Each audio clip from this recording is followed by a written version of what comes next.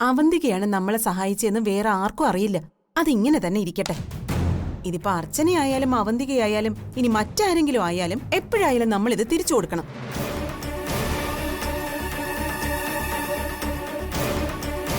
നമുക്ക് കൊടുക്കാനുള്ള പാങ്ങുണ്ടാവുമ്പോ നമ്മളത് അവന്തികയ്ക്ക് കൊടുത്താ പോരെ? എങ്കിലും അവന്തികയ്ക്ക് കടക്കാരനായിരിക്കാന്നൊക്കെ പറഞ്ഞ അനുബേട്ട, ഏട്ടനൊരു കാര്യം മനസ്സിലാക്കണം. അവന്തികയും നെല്ലിശ്ശേരിക്കാരും ഒക്കെ വലിയവരാ. വലിയവരെന്ന് പറഞ്ഞ പണമുള്ളവര്. ആ പണത്തിന്റെ മീതെ പറക്കുന്ന പരുന്തല്ല അനുബേട്ടന്റെ ആത്മാഭിമാനം.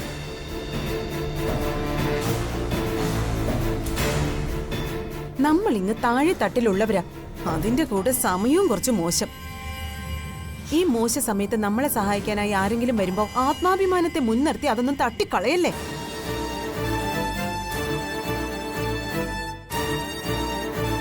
ആരാ എപ്പോഴാ നമുക്ക് ഉതകുന്നതെന്ന് പറയാൻ പറ്റില്ല. നമ്മുടെ മറ്റു ബന്ധുക്കൾ പോലും നമ്മളെ തഴഞ്ഞ ഈ സമയത്ത് നമ്മളെ സഹായിക്കാൻ വേണ്ടി അവന്തിക കാണിച്ച മനസ്സുണ്ടല്ലോ, ആ മനസ്സിന് പകരമായി നമ്മുടെ കയ്യിൽ എന്തുണ്ടാനും ബേട്ട?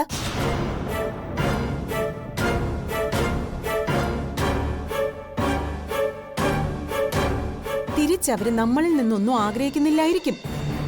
കുറഞ്ഞ പക്ഷം അവരെ വേദനിപ്പിക്കാതെങ്കിലും ഇരിക്കണം നമ്മള്. അവന്തിക കാരണം നമ്മൾ ഇപ്പോഴും ഈ വീട്ടിൽ നിൽക്കുന്നത്. അതൊരു കാരണവശാലും അനുബേട്ട മറന്നു പോവരുത്.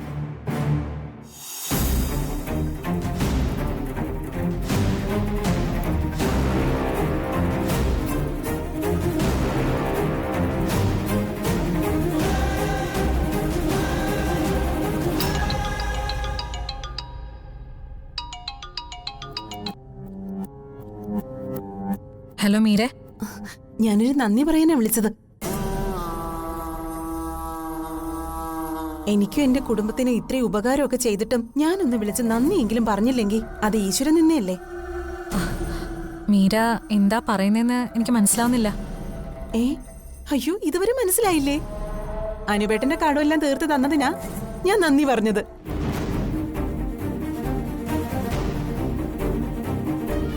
ഞാനൊന്ന് കൂടെ നിൽക്കുന്നതിന് 9 ലക്ഷമല്ലേ അവന്തിക ചെലവാക്കിയത്.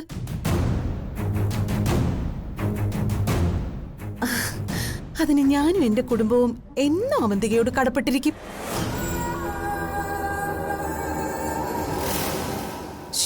ആ പലിശക്കാരൻ വന്നിട്ട് പൈസയൊക്കെ വേറൊരാളെ തന്നെന്നും ആളെ പറയരുതെന്നും പറഞ്ഞപ്പോ തന്നെ എനിക്ക് ചെറിയൊരു സംശയം തോന്നിയിരുന്നു അവന്തിക തന്നെ ആയിരിക്കുമെന്ന്.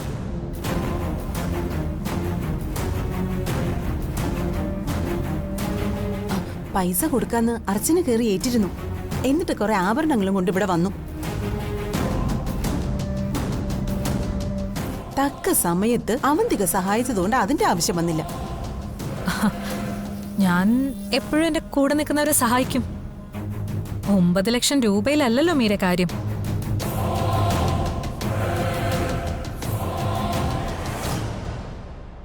അർച്ചന വഴിയാണെങ്കിലും നിങ്ങളെല്ലാവരും ഞങ്ങളുടെ ബന്ധുക്കൾ കൂടിയല്ലേ. അതിനെല്ലാം ഉപരി എന്നെ സഹായിക്കുന്ന, എന്നോടൊപ്പം നിൽക്കുന്ന മീരെ എനിക്ക് മറക്കാൻ പറ്റില്ലല്ലോ.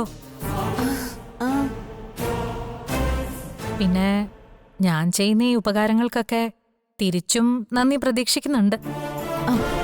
തീർച്ചയായും ഈ കുടുംബത്തിലുള്ള എല്ലാവരും എന്നും അവന്തികയോട് കടപ്പെട്ടിരിക്കും. അത് കേട്ടാ മതി. എന്തായാലും 9 ലക്ഷം രൂപയുടെ വലിയ ഉപകാരമൊന്നും ഞാൻ പ്രതീക്ഷിക്കുന്നില്ല. അതിന്റെ ആവശ്യമില്ല. ചേച്ചി, എന്നാ പിന്നെ ശരി മീര. അല്ല, മീരയുടെ ചില ചെറിയ സഹായങ്ങൾ വേണ്ടിവരും. സമയമാകുമ്പോ ഞാൻ പറയാം. എന്താന്ന് വെച്ചാ ഇങ്ങോട്ട് പറഞ്ഞാ മതി, ഞാൻ ചെയ്യാം.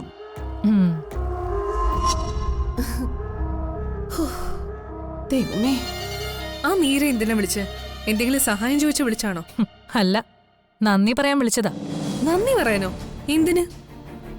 അവളുടെ ഭർത്താവ് അനൂപിന്റെ 9 ലക്ഷം രൂപ കടം ഞാൻ തീർത്തു കൊടുത്തേനെ. 9 ലക്ഷം രൂപയോ? ചേച്ചിക്ക് എന്താ? എന്തിനാ അത്രയും പണം കൊടുത്ത് അവരെ സഹായിക്കാൻ പോയത്? അതിന് ഞാനല്ലല്ലോ കൊടുത്തത്. പിന്നെ? എനിക്കറിയില്ല.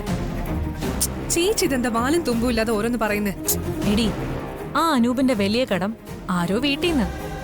അത് ഞാനാണെന്ന് തെറ്റിദ്ധരിച്ച് മീര എന്നെ വിളിച്ച് നന്ദി പറഞ്ഞു. നിവൃത്തിയില്ലാതെ ഞാനത് സമ്മതിക്കുകയും ചെയ്തു. ഞാനറിയാത്ത കാര്യത്തിന് കിട്ടിയ ക്രെഡിറ്റും അതുവഴി വൃന്ദാവനത്തിലുള്ളവരുടെ നന്ദിയും ഞാൻ ശിരസാ വഹിച്ചത് ഇന്നല്ലെങ്കിൽ നാളെ മറ്റൊരു ഉപകാരമായി നമുക്ക് തന്നെ കിട്ടാൻ വേണ്ടിയാ.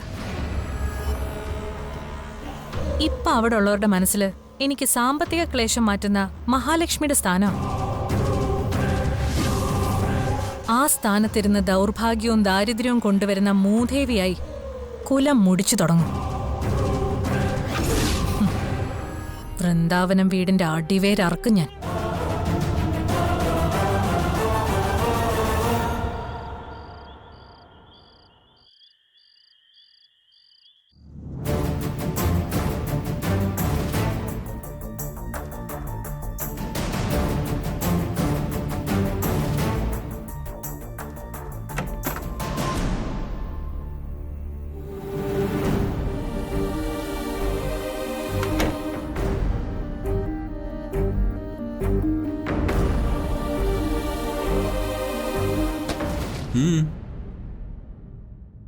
ഇന്നും പതിപോലെ താൻ ടെൻഷനിലാണല്ലോ. അല്ല, ഇന്നത്തെ വിഷയം എന്താ? ഒന്നുമില്ല. ടെൻഷൻ കുറയ്ക്കാനുള്ള സഹായം വല്ലതും വേണമെങ്കിൽ പറഞ്ഞാൽ മതി കേട്ടോ. ഞാനൊരു സഹായത്തിന്റെ കാര്യം തന്നെ ആലോചിച്ചെന്ന്.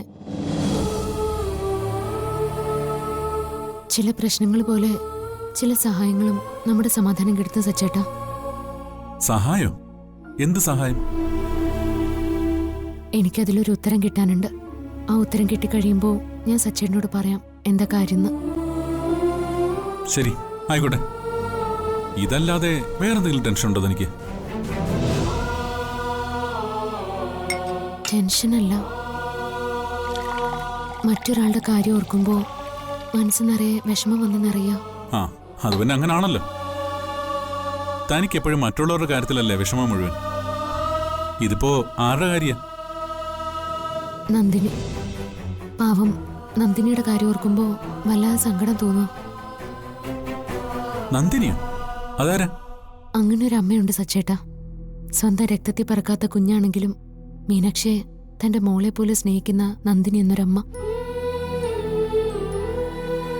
പിന്നെ മീനാക്ഷിയും മുഴുവനായി കുറ്റമൊന്നും പറയാൻ പറ്റില്ല. നന്ദിനി അവളുടെ സ്വന്തം അമ്മയൊന്നും അല്ലല്ലോ. അതുകൊണ്ടാവും നന്ദിനിയുടെ വാത്സല്യം അവൾ തിരിച്ചറിയാതെ പോകുന്നത്. ഞാൻ ഒരു കാര്യം ചോദിക്കട്ടെ, ഈ നന്ദിനി മീനാക്ഷിയൊക്കെ ആരെന്ന് കൂടി ഒന്ന് പറയൂ? നന്ദിനി മീനാക്ഷി മാത്രമല്ല, നന്ദിനിയുടെ ഭർത്താവ് ജയറാമും വേറെയും കുറെ ആൾക്കാരും ഒക്കെ ഉണ്ട്. അവരുടെയൊക്കെ ജീവിതത്തിലെ അപ്രതീക്ഷിത സംഭവങ്ങളൊക്കെ നമ്മുടെ ജി കേരളത്തിൽ വരുന്നുണ്ട് ഇപ്പോ. ഇപ്പോഴും സച്ചേട്ടന് കാര്യം മനസ്സിലായില്ലേ? സച്ചേട്ടൻ വാ, ഞാൻ വിശദമായിട്ട് പറഞ്ഞുതരാം. വെള്ളം വേണ്ടേ? ആ, വേണം.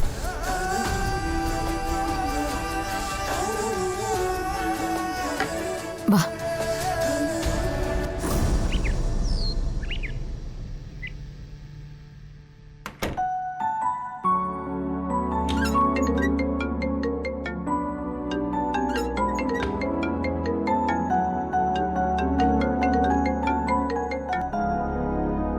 ഹലോ. ഹലോ, നമ്മളൊക്കെ മറന്നോ മാഷെ? അയ്യോ, മറന്നുപോയി കേട്ടോ. ഇതാരായിരുന്നു? നിന്റെ കെട്ടിയോള്. എന്റെ കെട്ടിയോളോ? പേരെന്താ? ഓഹോ, അപ്പൊ കൊറേ പേരുണ്ടോ? ഒരുപാട് പേരൊന്നുമില്ല, ഒരാളേ ഉള്ളൂ. ആ ഒരാള് തന്നെ ധാരാളം. ആ, ഒരാള് മതി. കൂടുതലായാലേ എന്റെ മോന് ആ ഒരാളിൽ നിന്ന് നല്ലത് കിട്ടും. ഓർമ്മയുണ്ടല്ലോ മുൻപത്തെ കാര്യം.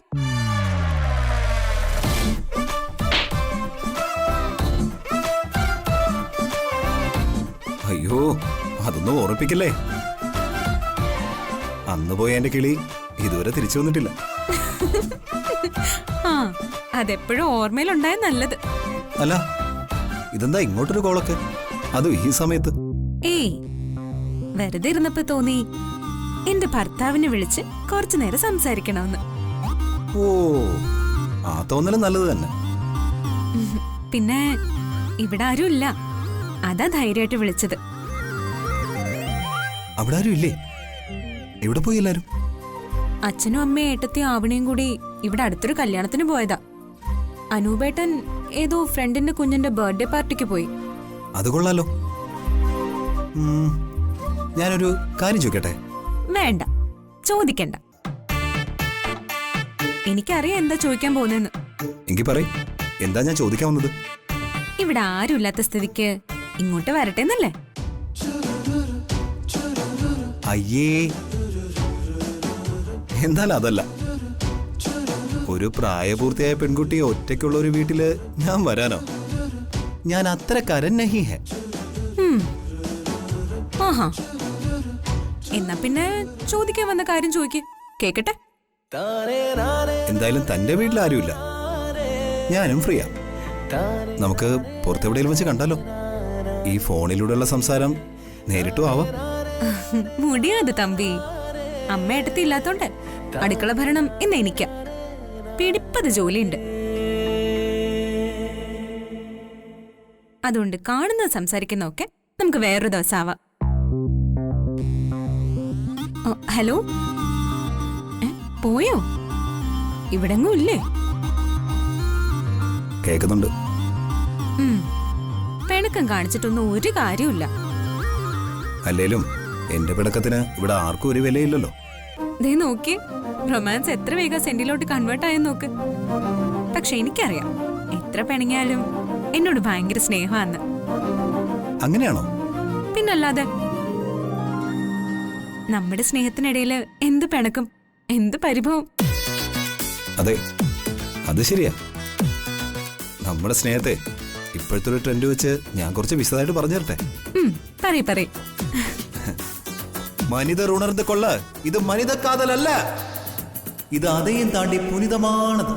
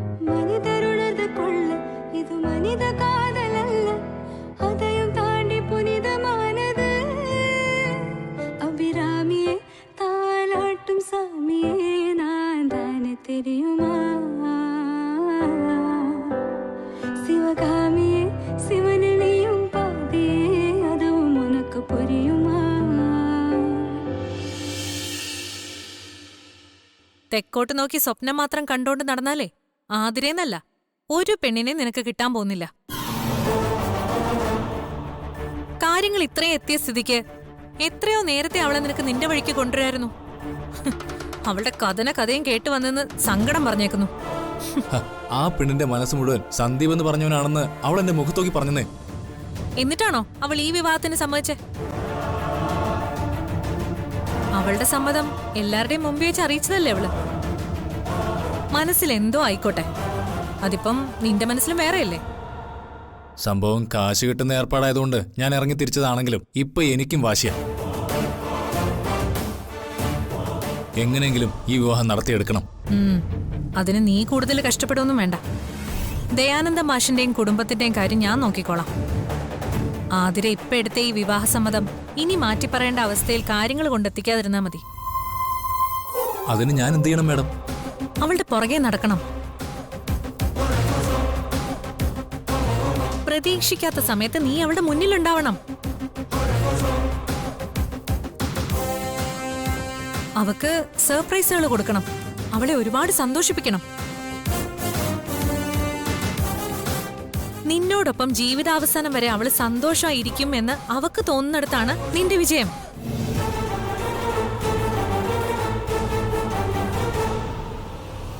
അല്ല, നിന്റെ ഈ പ്രായത്തിനിടയ്ക്ക് നീ ആരെയും പ്രേമിച്ചിട്ടൊന്നുമില്ലേ?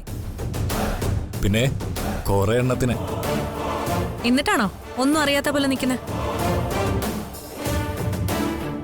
നീ അവസാനം പ്രേമിച്ചവക്ക് എന്തൊക്കെ സർപ്രൈസാ കൊടുത്തേ? ഓ, അതൊന്നുമില്ല, ഈ പറഞ്ഞതൊക്കെ തന്നെ. അത് പക്ഷെ കാശൊന്നും കണ്ടിട്ടായിരുന്നില്ല.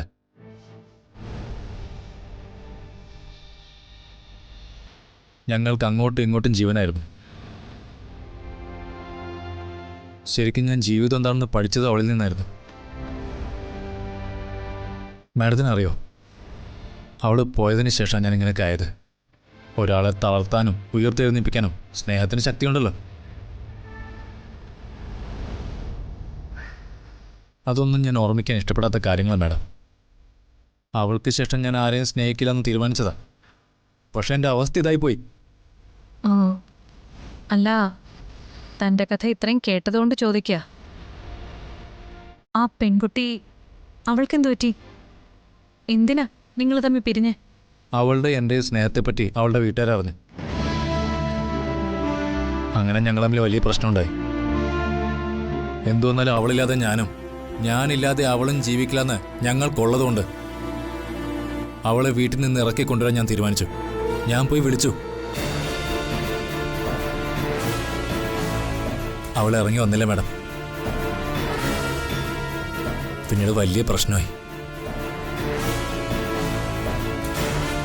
പിന്നീട് ഞാൻ ജയിലിൽ നിന്ന് ഇറങ്ങുമ്പോൾ അവള് മറ്റൊരാളെ സ്നേഹിച്ച് അയാളുടെ ഒപ്പം പോയിരുന്നു.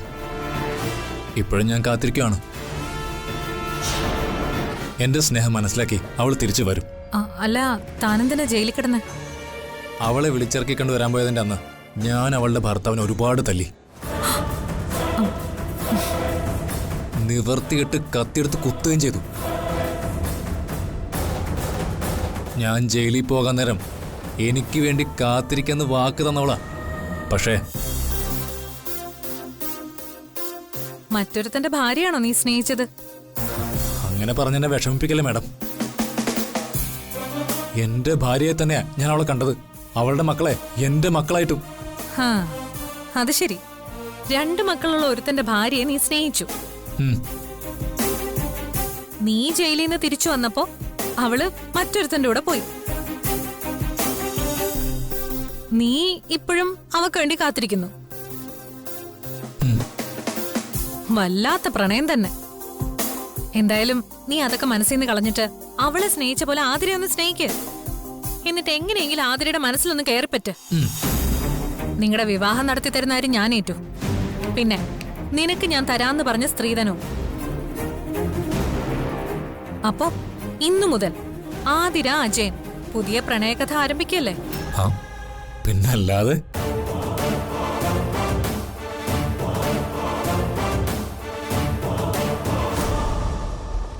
അതെ, ഞാൻ തന്നെ വരുന്നേ.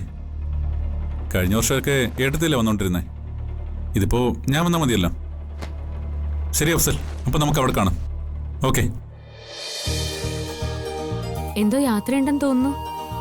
അതെ, ഇനി നമ്മുടെ കമ്പനി ചെയ്യാൻ പോകുന്ന പ്രോജക്റ്റുകളുടെയും ഡൽഹിയിൽ തുടങ്ങാൻ പോകുന്ന പുതിയ ഗാർമെന്റ്സ് ഫാക്ടറിയുടെയും ഒരു മീറ്റിംഗ് ഉണ്ട്. ഡൽഹിയിൽ വെച്ചാ. ഡൽഹി എന്ന് പറയുമ്പോ അത്രയും ദൂരമൊക്കെ പോയിട്ട് എന്നാ തിരിച്ചു വരുന്നേ? ഇവിടുന്ന് പോയി കഴിഞ്ഞാൽ ഒരു 4 ദിവസം. ഒരു 4 ദിവസം എടുക്കും.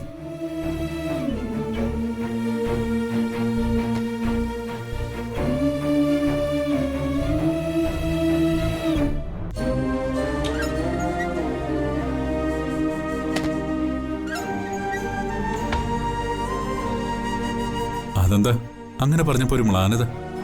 ഏയ് ഒന്നുമില്ല. അല്ല, എനിക്കറിയാം എന്താന്ന്. 4 ദിവസം പോലും പിരിഞ്ഞിരിക്കാൻ പറ്റാതായി തനിക്ക്. അതല്ല സത്യം. അങ്ങനെ എനിക്ക് മാത്രമേ ഉള്ളൂങ്കിൽ എന്റെ വിഷമം ഞാനങ്ങ് സഹിച്ചോളാം. ആര് പറഞ്ഞു തനിക്ക് മാത്രമേ വിഷമമുള്ളൂ എന്ന്? സജ്ജനുണ്ടോ? പിന്നില്ലാതെ. എന്നിട്ട് മുഖത്ത് ആ വിഷമമൊന്നും കാണുന്നില്ലല്ലോ. അതെങ്ങനെ കാണും? ഞാനതിന് 4 ദിവസം ഇദ്ദേഹത്തെ കാണാതിരിക്കുന്നില്ലല്ലോ. നമ്മൾ രണ്ടുപേരും കൂടിയല്ലേ പോകാൻ പോകുന്നേ? നമ്മള് രണ്ടുപേരോ? അതെ, ഞാനും താനും. ഞാനും? അല്ല, ഞാനും എന്റെ ഈ ഞാനും.